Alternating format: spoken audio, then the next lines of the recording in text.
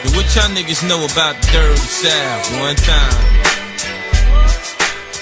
Y tío, tan guapo es para todos los fanáticos que tengo. Me encanta escuchar mi rap porque os gusta. Simplemente nada me disgusta. Más que a ver que me oís, que me escucháis, que ahí estáis, que me queréis. Los que me critican, que me coman la polla, yo me la gozo en mi vida.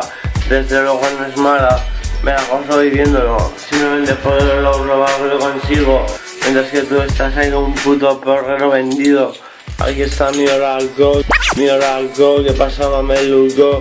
No puedes expresar de otra forma. Así que está el que cambia la norma, el que simplemente no estorbo. El que es un en sí, el que es en sí. En mi misa, que no se te sabe enseñar sonrisa, o te tienes por la cornisa, te feliz a que risa. Te digo a ti, soy chiquitín para aquí. En las letras que te voy en 1, 2, 3 grandes sin saber esconda. Aquí está mi anaconda, que te voy a meter por el no, que eres un gusano. Te metes mi rap por el embudo por el culo, no tienes embudo por el culo, no tienes censura ni pantalones ajustados y tan fuertes para hacerlo. Eres el puto amo, ¿qué dices? Pero si no vales ni guatoñapos.